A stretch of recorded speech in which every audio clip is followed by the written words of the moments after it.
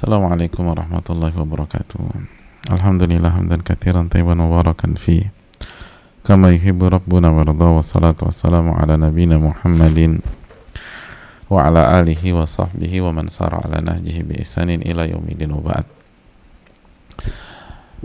Hadirin yang semoga Allah muliakan, marilah kita bersyukur kepada Allah Subhanahu wa taala di awal perjumpaan kita pada kesempatan kali ini atas segala nikmat dan karunia yang Allah berikan kepada kita, khususnya nikmat iman, nikmat Islam, nikmat hidayah, nikmat ilmu, dan khususnya lagi ketika kita diberikan kesempatan untuk belajar dari salah satu kitab terbaik di dunia bersama salah satu ulama terbaik di dunia. Kita kembali bersama Riyadhus Shalihin, buah karya Al-Imam Yahya bin Sharaf bin Murri bin Hasan bin Husain bin Muhammad, atau yang biasa dikenal dengan nama Al-Imam An-Nawawi. Semoga Allah Subhanahu wa taala memberikan rahmatnya kepada beliau, keluarga beliau, orang tua beliau, guru beliau, dan seluruh orang yang beliau cintai, dan seluruh umat Islam dimanapun berada. Dan hadirin yang Allah muliakan,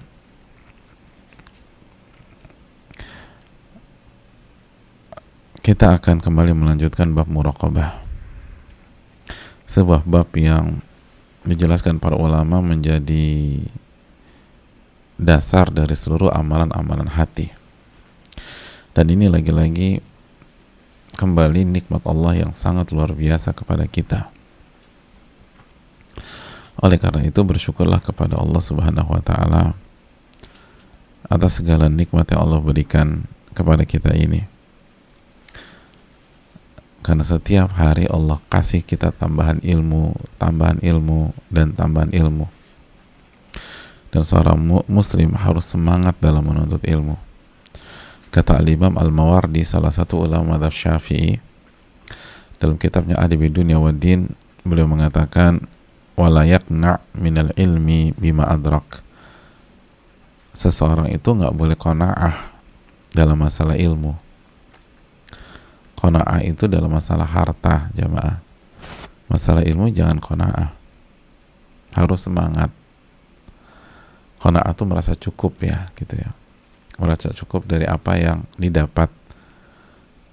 Untuk masalah ilmu kita harus terus belajar, terus belajar, terus belajar, terus diamalkan, dan terus diamalkan. Dan muliakanlah ilmu sebagaimana para ulama memuliakan ilmu. Muliakanlah ilmu sebagaimana para ulama memuliakan ilmu. Dan di penghujung kajian kemarin kita bawakan ucapan Hasan Al-Basri bahwa testimoni beliau, pengalaman beliau kalau melihat para ulama di zaman beliau tersebut, itu mereka itu dikenali bukan dengan lisan mereka, tapi dengan amal ibadah mereka, dengan amal dan akhlak mereka.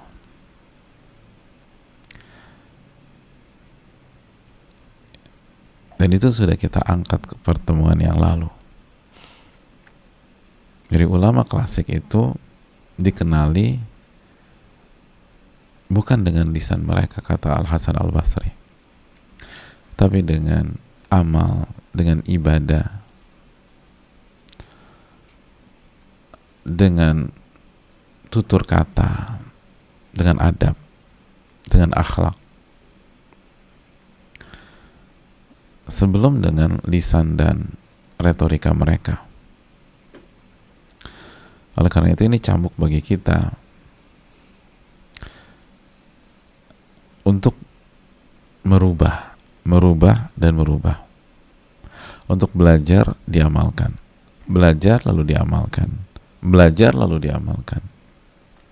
Sehingga sebagaimana yang kita sebutkan kalaupun harus diketahui bahwa kita belajar Riyadhus Shalihin, itu bukan karena mereka melihat kita duduk baca buku atau ikutin kajiannya, tapi ketika terlihat dari kejujuran kita, terlihat dari kesabaran kita. Oh, dulu nih dia tuh temperamen, kok dia bisa sabar seperti ini? Oh, karena belajar Riyadhus Shalihin. Jadi kelihatan tuh. Saya ini tahu banget nih orang. Ini orang ini meledak-ledak. Tapi semenjak beberapa bulan belakangan ini, kok bisa tenang, bisa sabar. Oh, ternyata dia belajar Riyadhus Shalihin. Itu yang harus jadi PR kita.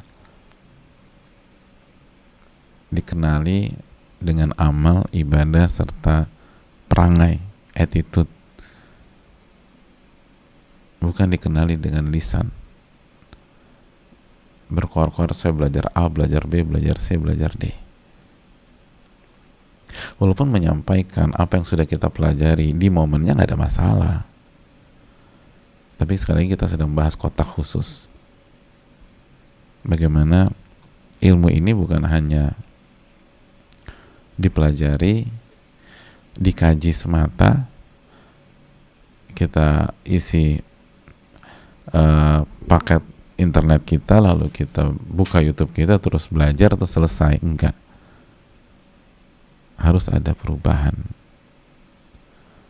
dan harus ada buah yang manis.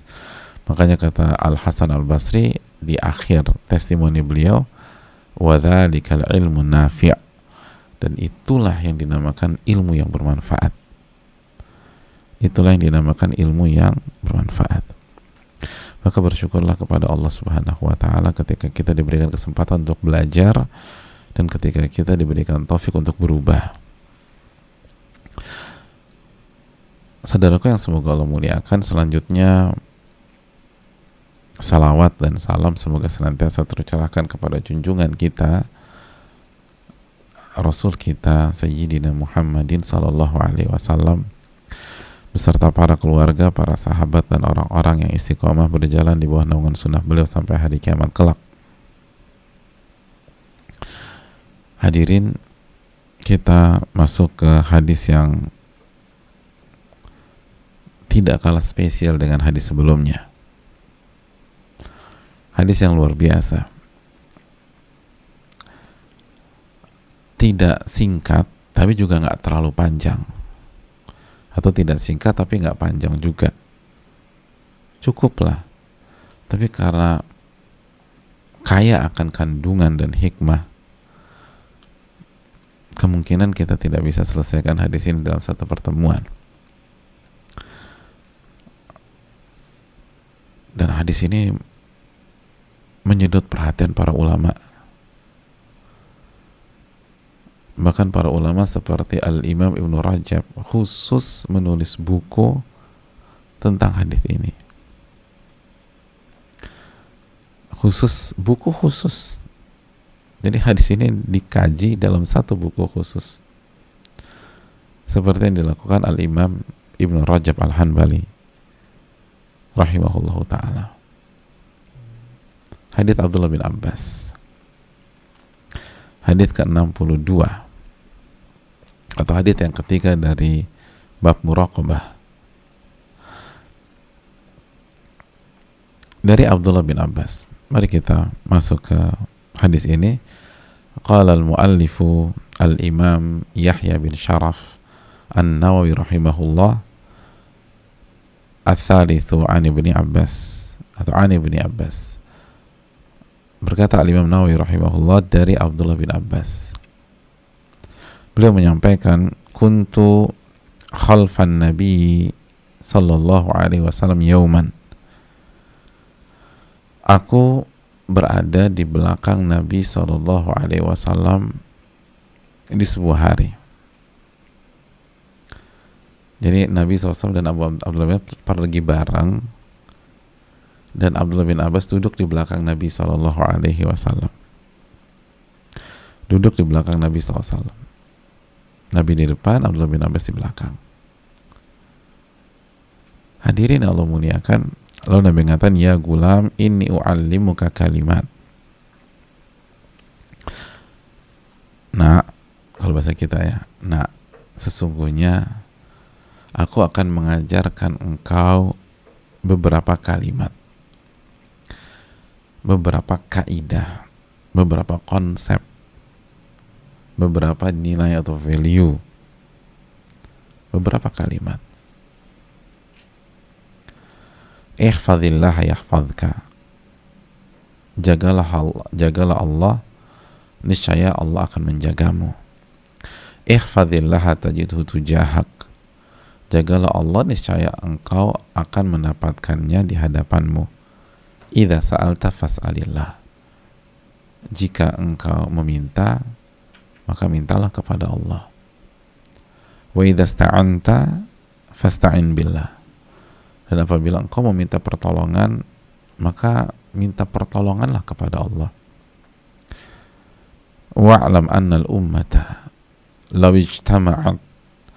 Dan ketahuilah, sesungguhnya umat ini, jika mereka bersepakat, bersekutu, berkoalisi, ala an yanfa'uka bisyai', untuk memberikan manfaat kepada dirimu.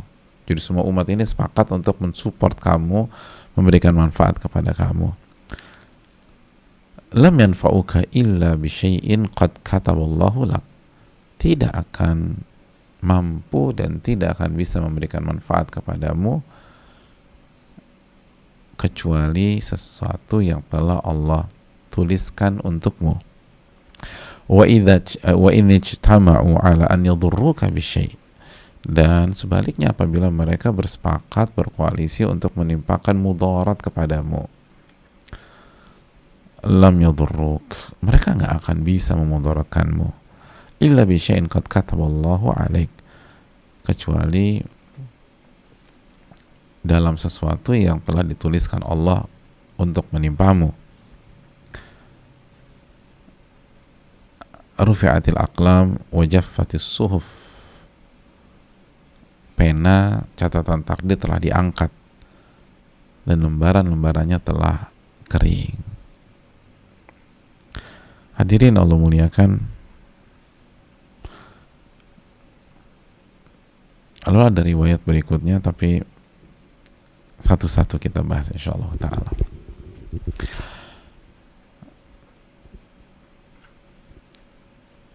Tidak singkat sekali ya, tapi bukan juga hadis yang panjang. Cuman setiap makna atau setiap kalimat mengandung makna yang dalam. Mari kita bersama hadis ini dengan segala keterbatasan kita dan kita minta pertolongan kepada Allah. Adapun sahabat yang ada dalam hadis ini adalah Abdullah bin Abbas, dan kita sudah berkenalan dengan beliau. Beliau adalah sepupu Rasul Sallallahu Alaihi Wasallam. Kita langsung saja, hadirin Allah muliakan, pelajaran yang pertama,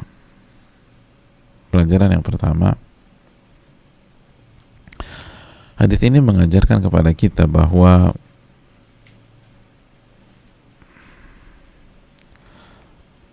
hendaknya kita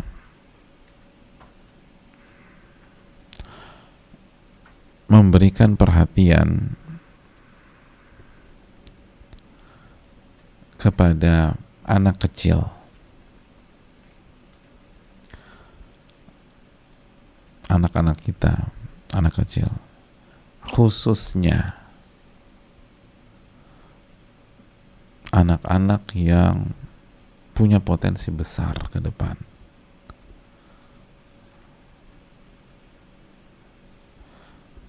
Sebagian Allah mengatakan al-ihtimamu bil mauhubin wa ashabil abqariyat min sigarihim, memberikan perhatian ekstra kepada anak-anak yang berbakat,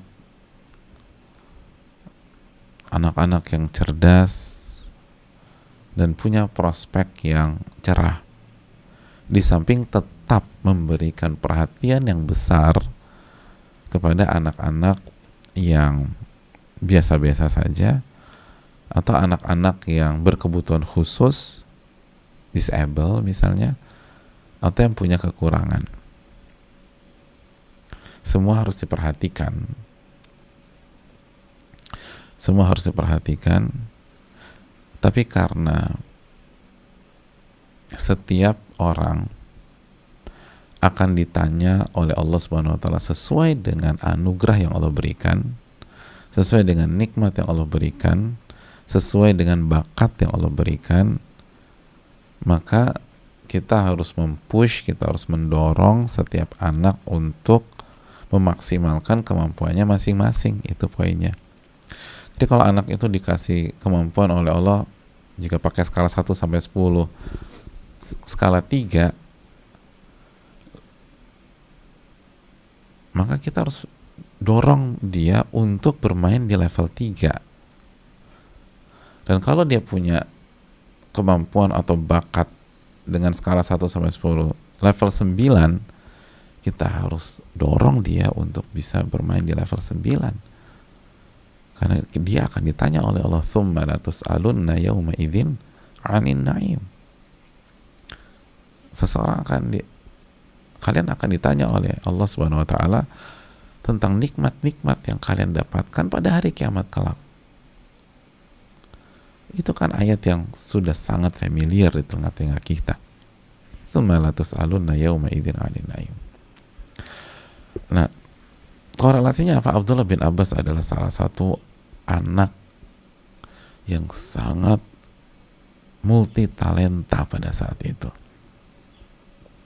Sangat multi talenta. Bagaimana enggak? Dari kecil Umar bin Khattab sudah mengajak Abdullah bin Abbas untuk duduk bersama para ahli Badar, dan ahli Badar para senior. Dan kita tahu bahwa apa yang dilihat oleh para Nabi SAW dan para senior benar. Abdullah bin Abbas menjadi pentafsir Al-Quran terbaik di dunia. Kata Abdullah bin Mas'ud, "Ni'mat turjumanul Quran Abdullah bin Abbas." Sebaik-baik orang yang mentafsirkan Al-Quran, Abdullah bin Abbas. Abdullah bin Abbas. Jadi ketika Nabi SAW memberikan nasihat di atas kepada Abdullah bin Abbas, ada sisi ini. Tapi sekali lagi, jangan keliru memahami bahwa ini bukan menganak emaskan. Makanya tadi kita katakan tanpa melupakan yang biasa-biasa saja. Yang biasa-biasa saja, yang kekurangan harus juga support, harus diberikan perhatian. Nah, ini yang kadang-kadang kita suka lupa memberikan perhatian kepada anak kita. Gak usah anak orang, ini anak kita. Dengan dalih, masih kecil, nanti bicara sama sayanya nanti kalau udah besaran aja. Baru kalau udah besar, saya akan ajak ke sana, ajak ke sini, ajak ke situ. Loh, Nabi enggak. Nabi start dengan mereka ketika mereka masih kecil. Ini hadisnya. Ini hadisnya Nabi SAW. Jalan bareng dengan Abdullah bin Abbas. Goncengan, Abdullah bin Abbas di belakang. Lalu Nabi ajarkan beberapa kaidah-kaidah besar. Kaidah-kaidah besar.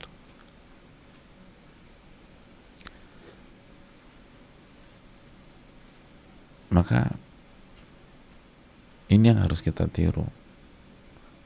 Kita yang punya anak, sedari kecil harus kita berikan perhatian.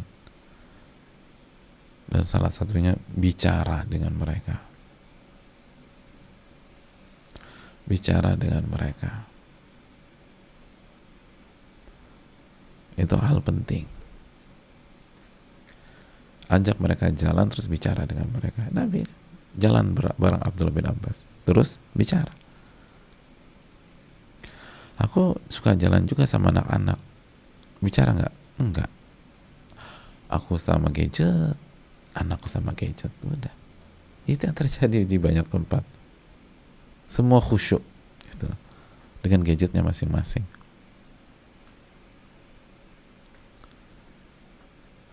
Makanya nggak heran yang ada di benak atau kepala anak adalah apa yang mereka saksikan di layar tersebut.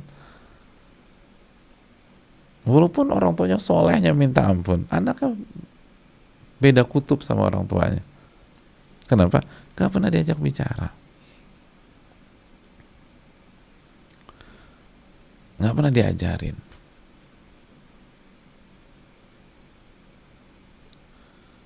Gak pernah diajak bicara. Lihat Nabi SAW bicara dengan Abdullah bin Abbas. Ini pelajaran penting. Itu pelajaran yang pertama. Pelajaran yang kedua, jemaah sekalian,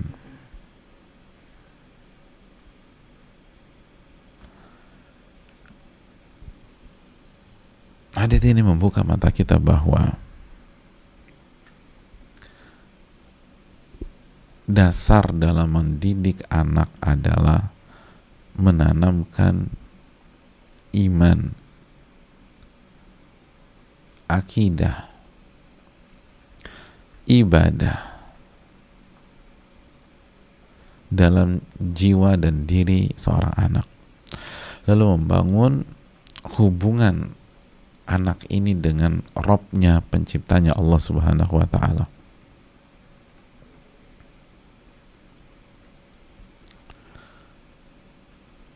Itu dasar.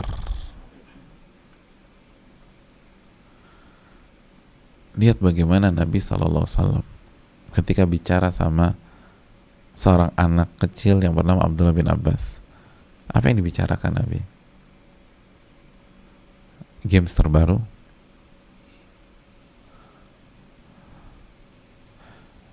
kamu suka makan apa? Lihat hadis ini. Ihfadillah yahfadka. Nah, jagalah Allah, niscaya Allah akan jaga kamu. Ihfadillah tajidhu tujahak. Jagalah hak Allah, niscaya engkau akan mendapatkan Allah di hadapanmu. Idza sa'alta fas'alillah. Kalau engkau ingin meminta, minta kepada Allah. Wa idza sta'anta fasta'in billah. Dan apabila ingin meminta pertolongan, minta pertolongan kepada Allah. Jadi kalau kamu butuh pertolongan, minta kepada Allah. Terus demikian. Ini sama anak kecil. Ini bukan bicara di hadapan mahasiswa, di hadapan orang yang punya asam garam kehidupan, di hadapan orang-orang usia 40 tahun atau 50 tahun. Ini bicara dengan anak kecil. Sebagian kita mengatakan, Ustadz, apa ngerti tuh anak-anak kalau kita bicara tentang iman, tentang akidah? Ini buktinya. Nabi bicara tentang iman. Nabi bicara tentang akidah. Nabi SAW berbicara tentang hubungan seorang hamba dengan Allah. Nah, jaga Allah, niscaya Allah akan jaga kamu. Niscaya engkau akan dapatkan Allah di hadapanmu. Kalau butuh apa-apa, nak, minta sama Allah. Kalau butuh pertolongan, minta pertolongan sama Allah. Dan terus.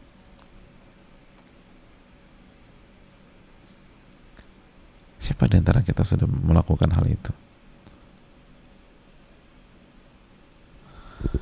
Lihat bagaimana menanamkan dasar-dasar keimanan dan akidah di dalam diri anak. Jadi kenapa banyak di antara kita anaknya rapuh, anaknya lemah, anaknya paranoid? Pertanyaan simpel. Pernah nggak kita masukkan konsep ini kepada anak-anak kita? Sejauh mana kita tanamkan tauhid di dalam hati mereka?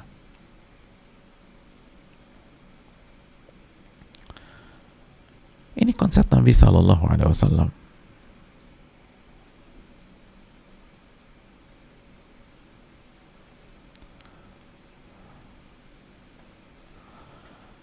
ulama kita hadirin Allah muliakan,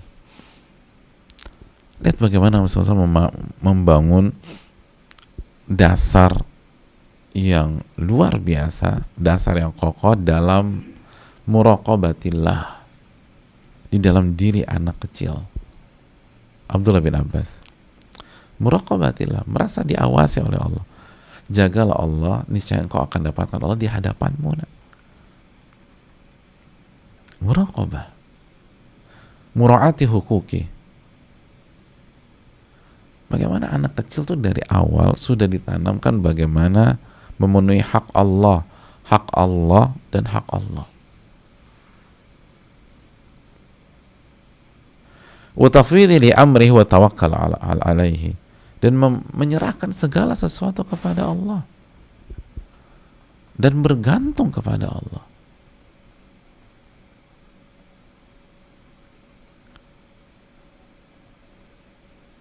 Coba bercermin kepada diri kita, kenapa hari ini kita tuh susah banget bergantung sama Allah. Ada apa-apa yang kita pikirkan makhluk A, makhluk B, makhluk C.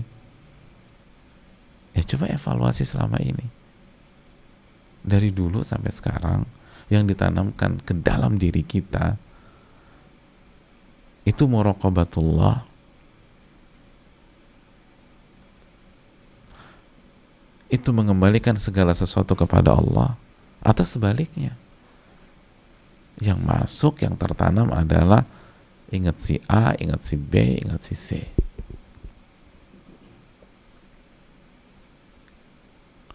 Yang dimasukkan adalah dunia, lalu dunia, lalu dunia. Yang ditanamkan adalah sukses itu duniawi. Ya hadirin sekalian yang Allah muliakan, ya jangan berharap panen duren kalau yang ditanam itu biji cabai gitu aja. Ya nggak mungkin. Kenapa Abdullah bin Abbas bisa menjadi pakar tafsir terbaik di dunia? Ya karena dari kecil ini menunya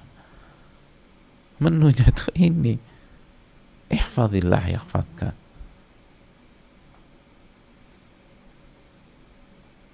Ini penanaman akidah.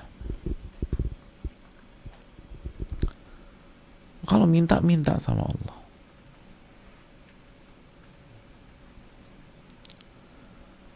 Seluruh umat kalau bersatu mendukung, nggak akan bisa. Seluruh umat kalau bersepatu menjegal, nggak akan bisa. Hadirin, kalau seseorang dari kecil dibangun konsep ini, seluruh orang ingin menjegal, nggak akan bisa. Nah, kira-kira ketika mereka besar, mereka akan jadi pengecut? Enggak. Dan mereka nggak peduli dengan pihak lain. Yang mereka pedulikan adalah muraqabatullah, mereka merasa diawasi oleh Allah. Mereka perlu bagaimana mencari wajah Allah. Adapun manusia bukan nggak peduli secara negatif, tapi mereka nggak perlu diomongin A, ngomongin B, ngomongin C. Yang penting saya nggak maksiat, yang penting saya berusaha soleh atau soleha, yang terpenting saya berusaha menunaikan hak manusia juga. Direspon nggak direspon itu bukan urusan saya. Oh, mereka bersekutu untuk menjegal saya, nggak akan berhasil kok.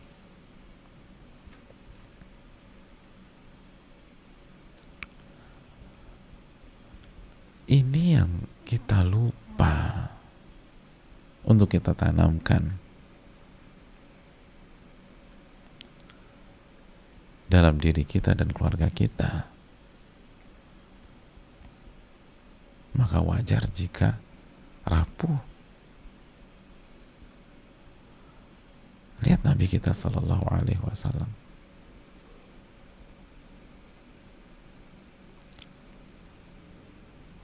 Lihat Nabi kita Sallallahu Alaihi Wasallam. Sekali lagi, siapa di antara kita yang ngajak jalan anak-anak, terus jalannya bahasnya ini, bahas konsep ini, bahas konsep ini. Dan itulah yang terpampang, terpapar dengan jelas di hadis ini.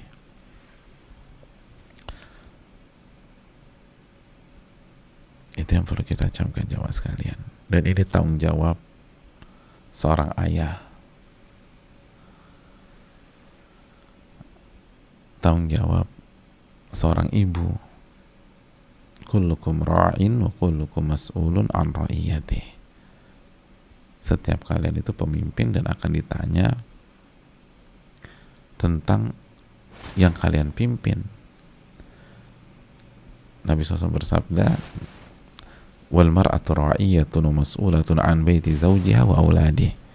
Wanita itu pemimpin atau penanggung jawab dan akan ditanya tentang urusan rumah dan anak-anaknya.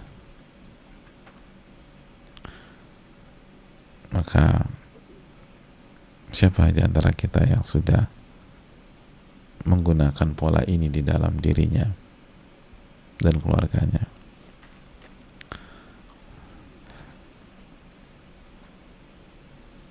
Lihat Nabi kita sallallahu alaihi wasallam.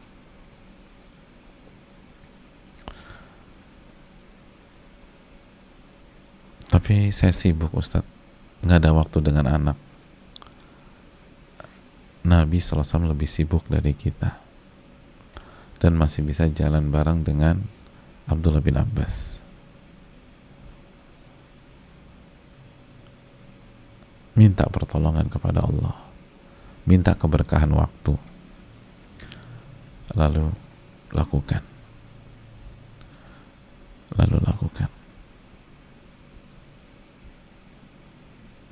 Allah Ta'ala alam.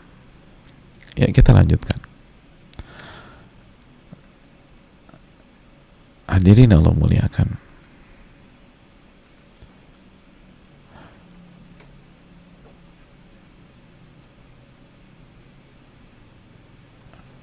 Pelajaran yang berikutnya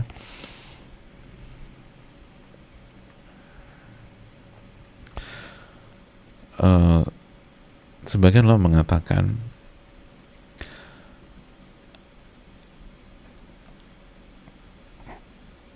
sosok-sosok di dalam hadis ini potret atau profil sempurna di dalam mendidik dan pendidikan. Kenapa? Karena yang mengajarkan adalah guru terbaik, Rasulullah SAW, yang mengerti konsep. Lalu yang diajarkan adalah at-talibul mujid, yang diajarkan murid yang spesial, Abdullah bin Abbas.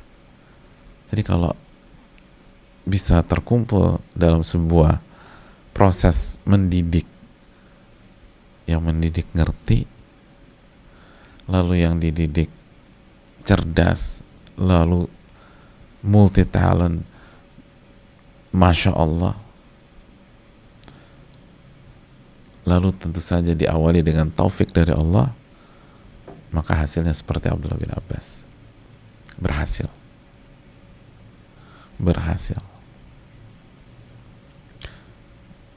Itu yang perlu kita camkan. Dan sekali lagi jemaah sekalian, anak kita bukan hanya butuh makan dari orang tuanya, bukan hanya butuh mainan dari orang tuanya, bukan hanya butuh seru-seruan, bukan hanya butuh pakaian dan baju. Anak kita butuh dididik, butuh diajarkan, dan kebutuhan anak dididik oleh orang tuanya itu jauh lebih besar dari kebutuhannya mendapatkan sandang, pangan, papan, sebagaimana dijelaskan Ibnu Qayyim. Kebutuhan seseorang terhadap ilmu itu jauh lebih besar daripada kebutuhan terhadap makanan, karena makanan, minuman paling kita butuhkan sehari 3 kali. Bahkan untuk makanan sehari sekali pun bisa. Bahkan untuk makanan, bukan minuman, sekali 2 hari bisa. Atau bahkan sekali 3 hari masih bisa. walaupun lemas, tapi ilmu setiap detik. Nggak ada ilmu, kita butuh ilmu sehari 3 kali, itu nggak ada. Karena kita beriman setiap detik, kita berakidah setiap detik, kita beribadah dari menit ke menit, dan itu butuh ilmu, butuh ilmu, butuh ilmu, butuh ilmu. Anak kita tumbuh, itu butuh ilmu. Kebutuhan mereka dididik oleh ayah dan ibunya itu jauh lebih besar daripada dibelikan baju oleh ibunya, diberikan game atau mainan atau alat komunikasi canggih atau gadget oleh kedua orang tuanya. Kalau kita semangat ketika membeli pakaian buat anak-anak, membeli gadget buat anak-anak, membeli sepatu buat anak-anak, maka kita harus lebih semangat dalam mendidik mereka, karena mereka lebih butuh itu. Mereka lebih butuh itu. Wallahu ta'ala bishawab. Yang berikutnya jamaah sekalian, ihfadillah yahfadka. Jagalah hak Allah, atau jagalah Allah subhanahu wa ta'ala, niscaya Allah akan jaga dirimu. Jagalah Allah, niscaya Allah akan jaga dirimu. Itu nasihat pertama Nabi kita Sallallahu Alaihi Wasallam. Jagalah Allah subhanahu wa ta'ala, niscaya Allah akan jaga dirimu. Hadirin Allah muliakan, mungkin ada pertanyaan menggelitik, emangnya Allah butuh dijaga? Memangnya Allah butuh dijaga? Jawabannya tidak.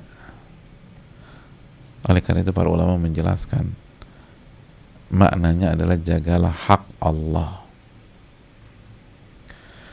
jagalah batasan-batasan Allah,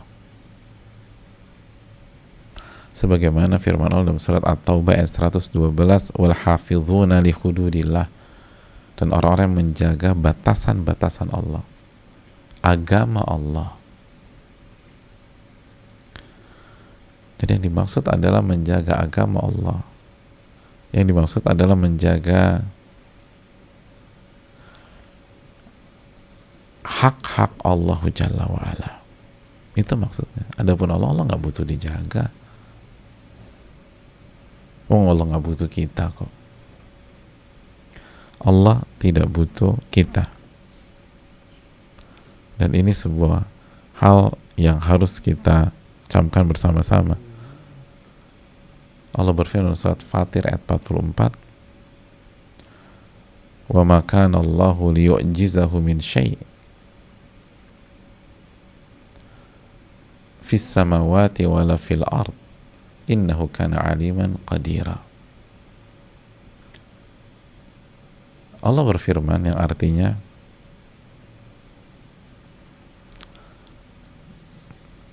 tolong tampilkan, wa ma kana Allahu liyu'jizahu min syai',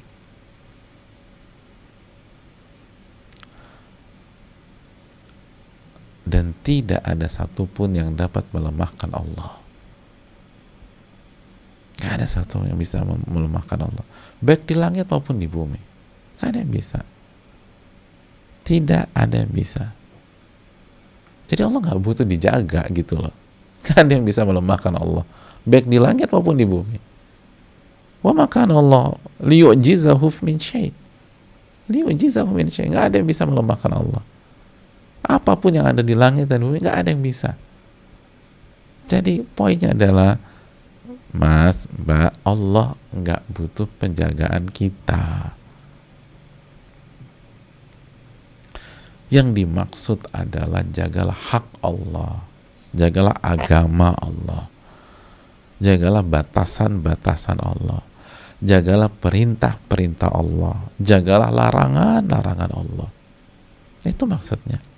Ada Allah nggak perlu dijaga.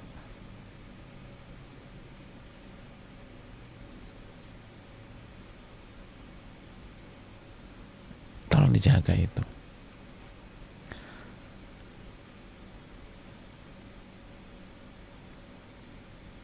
Wah, dalam loh. Dari kecil Abdullah bin Abbas itu sudah ditanamkan oleh Nabi SAW, nak, jaga hak-hak Allah, nak, dari kecil.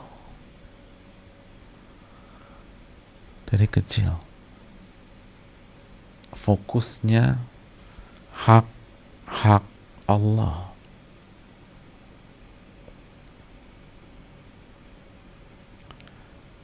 Nabi ngomong, nak, kamu harus rebut perhatian guru kamu. Enggak. Kamu harus membuat papa bangga. Enggak.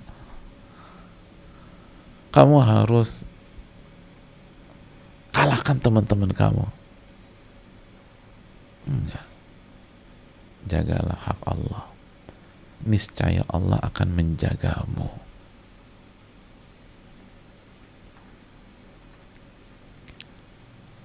Itu. Lihat orang, sosok yang benar-benar menguasai konsep mendidik jiwa seorang anak manusia. Ini yang ditanamkan. Nah, jaga hak Allah.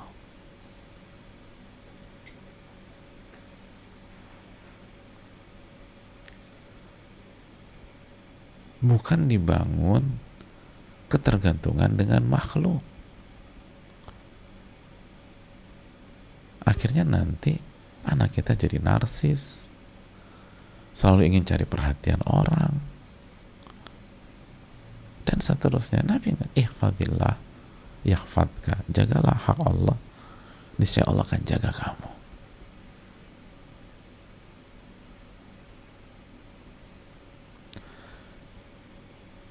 Dan sebagaimana tadi kita bahas bahwa orang tidak akan bisa menjaga hak Allah kecuali muraqabah, kecuali ada unsur muraqabah. Makanya kan tadi kita bahas bahwa dalam nasihat ini itu syarat akan pesan-pesan muraqabah, merasa diawasi oleh Allah. Karena untuk menjaga hak Allah, maka kita harus bisa menjaga hak Allah ketika di hadapan manusia dan ketika sedang sendirian.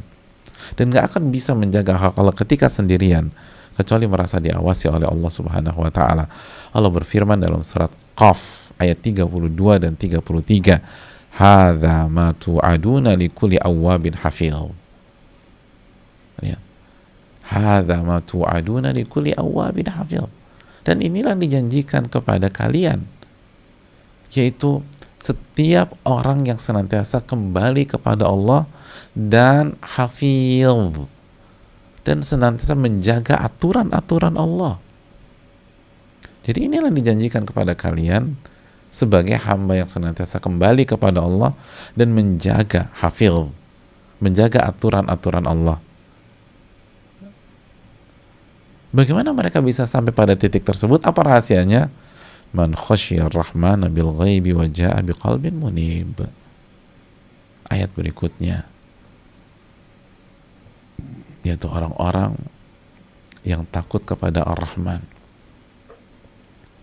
bil ghaib, yang takut kepada Allah walaupun dia nggak bisa melihat Allah di dunia, tapi dia merasa diawasi oleh Allah.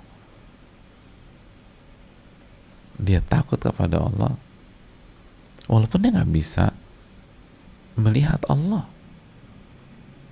tapi hatinya penuh dengan muraqabah. Wa jaa'a biqalbin munib, dan datang dengan hati yang selalu ingin kembali kepada Allah Subhanahu wa taala. Ini poin bahwa jamaah sekalian yang Allah muliakan, orang yang hafil di dalam ayat ke-32 adalah orang yang senantiasa merasa takut kepada Allah walaupun dia nggak ngelihat Allah, merasa diawasi. Itu yang bisa menjaga hak Allah.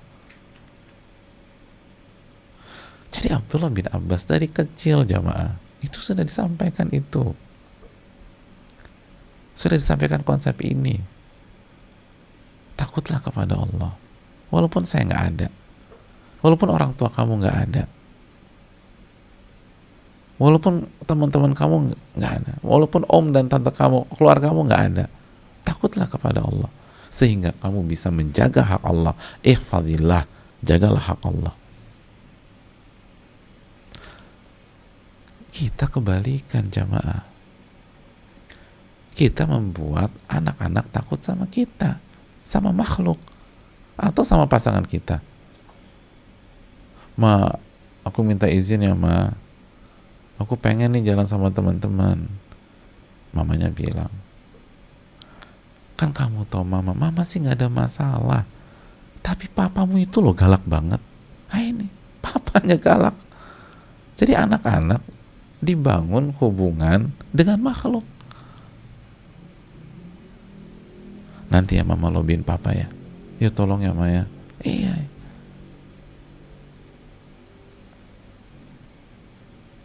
Di lobi nggak dikasih. Tuh kan benar kata mama. Papamu tuh emang kolot.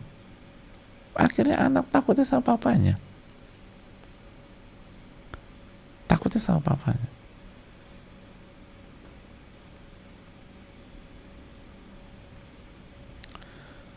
Bahkan seringkali kita mendukung maksiat anak-anak.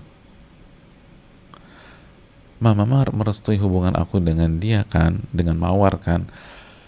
Mama sih nggak masalah, asal kamu bisa jaga diri aja. Tuh, Masya Allah, maksiat kok jaga diri? Kadang-kadang kita suka bilang, maksiat jaga diri itu loh. Gimana cara menjaga diri dalam maksiat? Tapi kamu ingat, kamu harus bisa jaga diri. Kamu jangan lupa sholat. Loh kan Allah katakan inna sholata tanha 'anil fahsya'i wal munkar. Salat itu mencegah perbuatan keji dan mungkar. Gimana ngediatnya didukung sama orang tuanya dengan catatan jangan lupa sholat? Atau yang jadi kita sendiri membuat konsep dalam diri anak kita nggak jelas gitu loh. Lalu ketika laqadarullah ada seorang anak jadi durhaka, kita marah-marah sama dia. Wong, iya, yang ngebangun kan Anda. Itu tadi. Anda yang menanam biji cabai. Nah, kenapa ketika Anda kepedesan, Anda marahin tuh cabai. Dasar cabai, bikin gue pedes. Lu yang nanam Anda. Yang nanam Anda.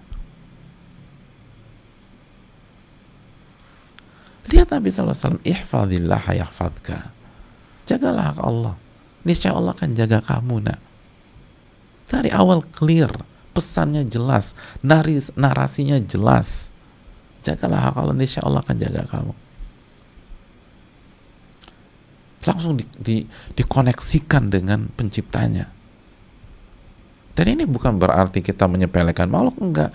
Karena di antara ketika seorang anak berusaha menjalankan, menjaga hak Allah, menjaga perintah Allah, dan menjaga larangan Allah, Allah perintahkan dia berbaik dengan manusia, berbuat baik dengan manusia.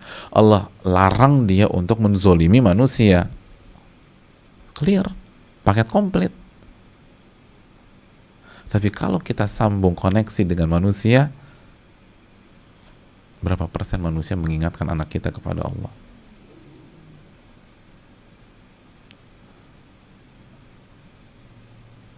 Wa in tuti aktsara man fil ardi yudilluka an sabilillah. Allah berfirman, kalau Anda mengikuti mayoritas yang ada di bumi, mereka justru akan menyesatkan ke Anda dari jalan Allah.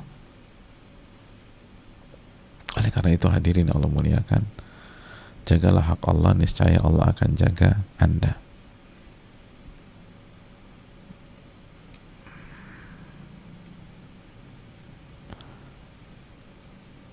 Hadirin yang semoga Allah muliakan,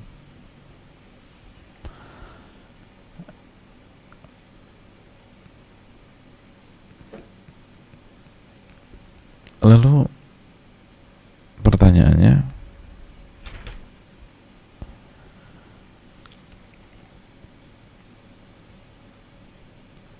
bagaimana Allah menjaga seseorang yang menjaga haknya? Hadirin, masih ingat salah satu zikir pagi petang dalam hadis riwayat Imam Ahmad, Abu Dawud, An-Nasai dan lainnya.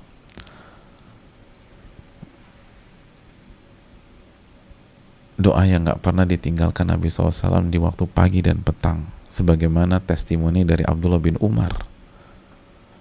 Allahumma inni as'aluka al-afwa wal afiyah fid dunya wal akhirah.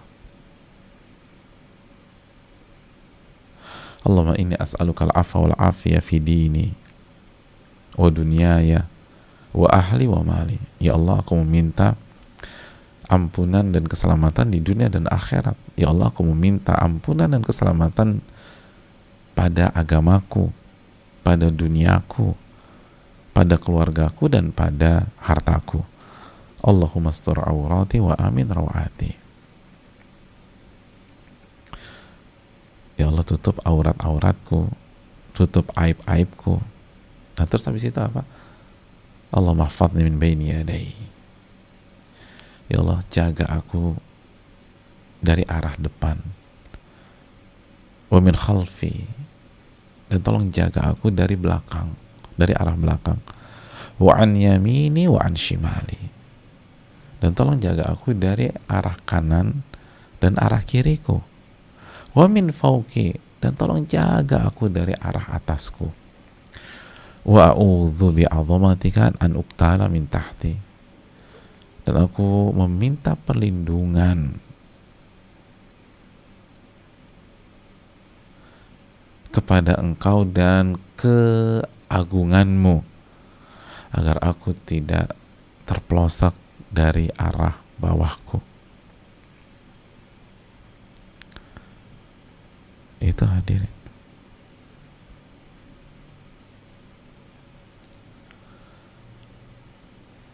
Penjagaan dari arah depan, dari belakang, dari kanan, dari kiri, dari atas, dan dari bawah. Itu penjagaan. Itu penjagaan bagi kita yang berusaha menjaga hak Allah Subhanahu wa ta'ala. Komplit. Depan, belakang, kanan, kiri, atas, bawah.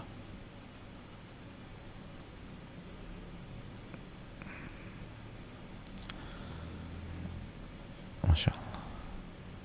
Kita yang pakai jasa security, berapa per bulan? Per bulan berapa? Ada yang 5 juta, ada yang 6 juta. Terus jaganya di mana? Dia masuk ke dalam kamar kita gitu pas kita tidur sama istri kita? Kan enggak, dia cuma nongkrong di depan. Di depan doang. Mereka jaga di depan. Di belakang mungkin gak dijaga. Dari depannya dijaga. Kalau belakang jaga, nambah lagi uang. Depan. Atas enggak dijaga. Bawah apalagi, siapa yang ngecek bawah? Jaga depan. Kadang-kadang mungkin jam 3, jam setengah 4 ngantuk, tidur deh, ketiduran. Gak ada maksud, tapi capek aja tidur. Gak 24 jam. Ini Allah jaga depan, belakang, kanan, kiri, atas, bawah. Kita ada di kamar nih, security kita ada di depan. Kalau ada apa-apa gimana kita teriak security? Apalagi kalau kita punya rumahnya besar gitu, susah. Ada pihak masuk dari belakang.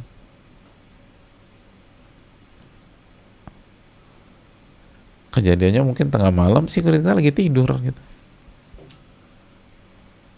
Atau standby, tapi pakai headset, dengerin apa gitu. Kenapa Pak? Ngantuk habisan, jadi semua dengerin. Ternyata Anda masuk di dalam.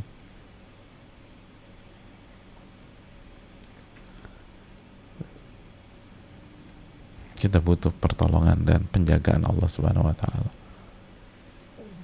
Kita butuh penjagaan Allah.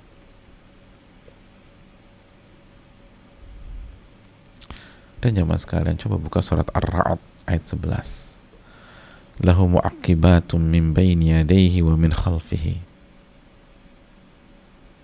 yahfazunahu min amrihi innallaha la yughayyiru ma biqaumin hatta yughayyiru ma bi anfusihim wa idza arada Allah biqaumin su'an fala maraddalah wa ma lahum min dunihi min wal.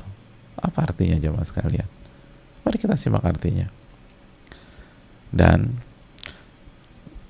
untuk manusia ada malaikat-malaikat yang selalu mengikuti dan bersamanya secara bergiliran, sif-sifan, bergiliran dari depan dan dari belakangnya, dan mereka menjaga manusia itu atas perintah Allah, menjaga, bergiliran, muakibat min baini yadayhi wa min khalfi, bergiliran. Sesungguhnya Allah tidak merubah keadaan sebuah kaum sehingga mereka berusaha merubah keadaan dalam diri mereka sendiri. Dan kalau Allah menghendaki keburukan terhadap sebuah kaum, maka nggak ada yang bisa menolak keburukan itu. Sekali-kali tidak ada pelindung bagi mereka kecuali Allah. Hadirin Allah muliakan, ini perlindungan.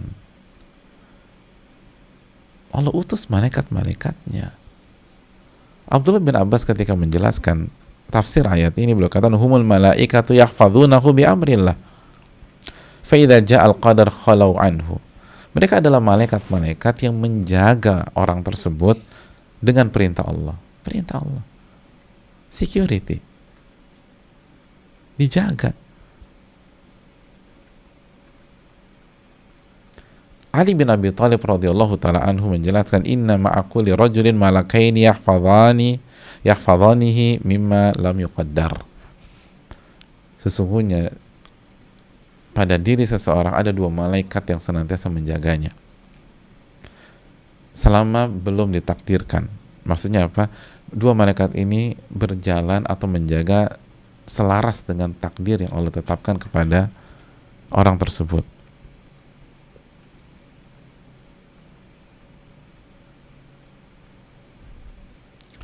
Hadirin Allah muliakan.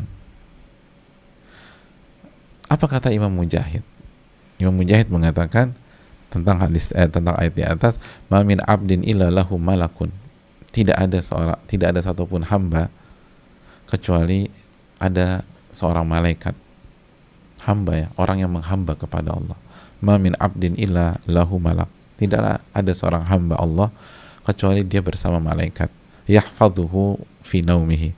Dan malaikat itu akan menjaga dia pada saat dia tidur. Pada saat dia tidur. Wa yaqadhatihi, dan ketika dia terbangun. Minal jinni wal insi wal hawam. Dari gangguan jin. Dari gangguan jin.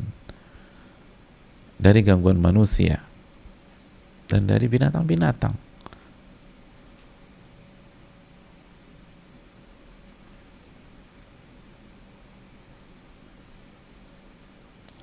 Hadirin Allah muliakan.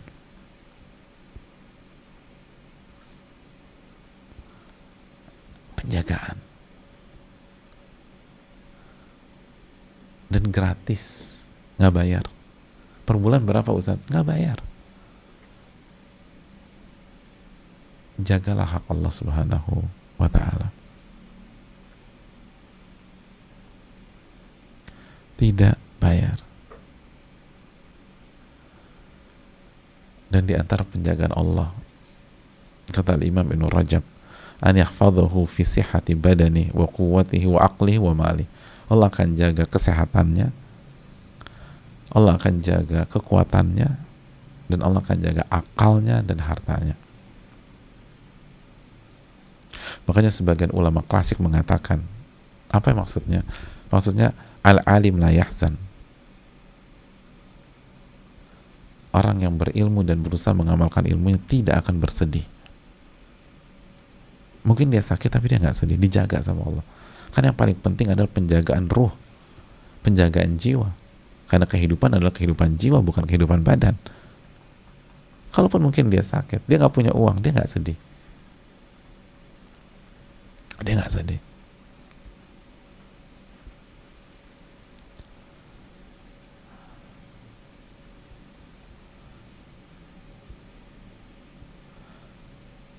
Sebagian ulama mengatakan menjama Al-Quran muti'a bi akli. Barang siapa yang berinteraksi dengan Al-Quran, membaca, menghafal Al-Quran, maka Allah akan berikan kenikmatan dengan akal sehatnya. Akalnya bagus, bisa positive thinking, bisa melihat dari angle yang tepat sehingga dia tenang, dia bahagia, dan seterusnya.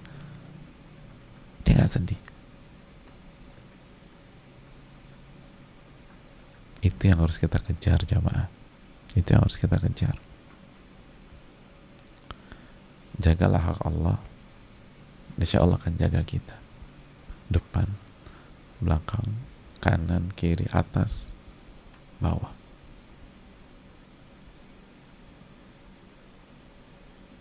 Kita dikawal sama malaikat. Orang dikawal sama makhluk, kita dikawal sama manusia, kita dikawal sama malaikat. Malaikat Allah Subhanahu wa taala yang berjaga berganti-gantian, kata Allah. Ayatnya sudah kita dapatkan tadi. Dan Allah akan jaga perasaan kita, hati kita, sehingga kita nggak sedih. Kalaupun kita sakit, kalaupun kita nggak punya uang, walaupun nanti kalau PSBB diberlakukan lagi, lalu omset kita turun atau finance kita berpengaruh, itu tidak mengganggu ruh kita. Allah akan jaga ketika kita tidur, ketika kita bangun, dari gangguan jin. Jagalah hak Allah, niscaya Allah akan jaga Anda. Aku qouli hadza wa astaghfirullah wa lakum. Kita insyaallah akan lanjutkan di pertemuan yang akan datang dengan meminta pertolongan kepada Allah. Semoga Allah memberikan kita ilmu yang bermanfaat dan menjauhkan kita dari ilmu yang tidak bermanfaat. Semoga Allah Subhanahu wa taala menerima amal ibadah kita. Subhanakallahumma wa bihamdika la ilaha illa anta astaghfiruka wa atubu ilaik. Assalamualaikum warahmatullahi wabarakatuh.